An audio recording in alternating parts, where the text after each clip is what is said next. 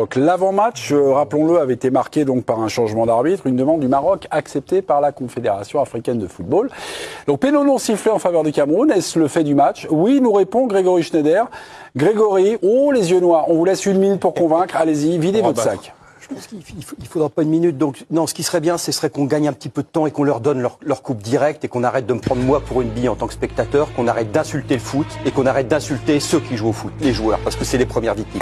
Ce que j'ai vu ce soir est invraisemblable. T'as un défenseur marocain qui met le coude dans la gueule du gars, l'arbitre dit rien. À chaque fois qu'il y a un coup franc pour le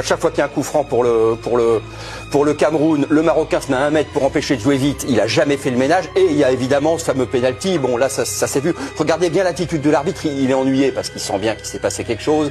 Il sent bien qu'il est dans la sauce. Il sent bien, mais il est en service commandé et ça peut pas se passer autrement. Donc on va arrêter de nous prendre pour des billes. On va arrêter de dire c'est la CAN, c'est ceci, c'est cela. C'est pas la CAN, c'est la Reine des Neiges en fait. C'est un Disney. Donc ils vont la gagner à la fin. On n'a qu'à leur filer direct et arrêter de cautionner cette parodie de foot et surtout d'insulter le jeu et les mecs qui le font vivre. Parce que ça, c'est pas possible. Que ce soit des Camerounais, des Croates, des Marocains, c'est pas possible. Aujourd'hui, c'est tombé sur le Cameroun.